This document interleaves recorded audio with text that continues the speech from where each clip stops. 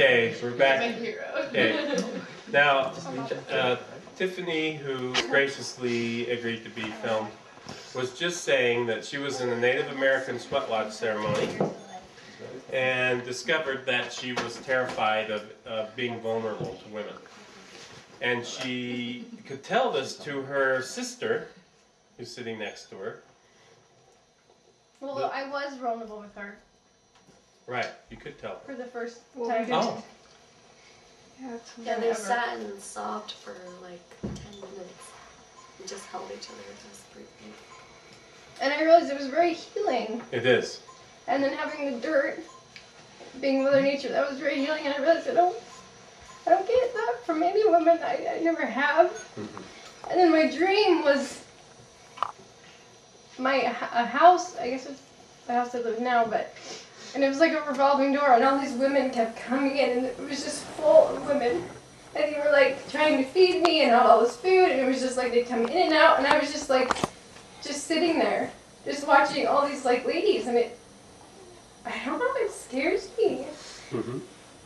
I don't know. Okay, so breathe. Good job. All right. So your sister Tamara was able to reach out to you, and you could receive it that time, and it was like the first time. Yeah.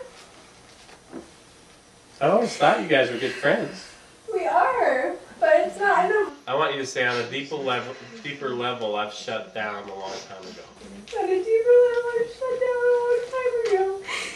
Okay, so you know you've been studying the Red Path, Tiffany, and where do women get their identities? From their mom. Okay.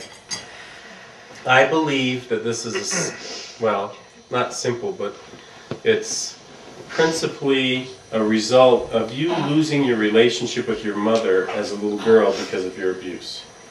That's why all of us, none of us have had relationships with girls. I'm the same way. I've never opened up to a girl. Mm-hmm. Okay, so let's just say, let's look at the fire and say, when I was a little girl, I was a little girl. an adult male relative An adult male relative sexually abused me, sexually abused me, and I shut down. and I shut down. I couldn't tell my mom, You couldn't tell my mom. and that was the last I ever connected to her. That's the last we ever connected to. Good, so breathe. I know my mom loves me, I know my mom loves me, but I shut down a long time ago. but I shut down a long time ago. I couldn't receive her love. I couldn't receive her love.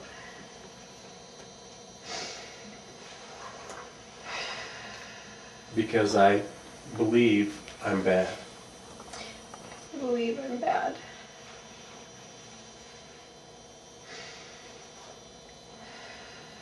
Now, a child, when she's sexually abused, doesn't think in terms of, wait, this man is older, he should go to prison, it's not my fault.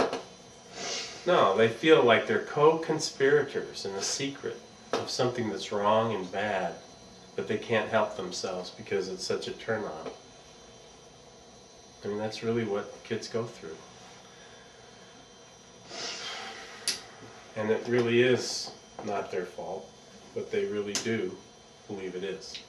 Do you think the adults make a conscious effort to make sure the kids believe that? Most adults who abuse children instruct them with some kind of an oath not to tell, and by trying to make them feel like they're really bad, no one will believe them and stuff like that. That happens. It seems like it happens most of the time. And it may even happen all the time, and the kids just don't remember it because they're told not to. And like I want another child, but I think if it's a girl, it'd scare me if it was a girl. It terrifies me to have a little girl. Mm-hmm. All right. So everybody, what's the solution to this?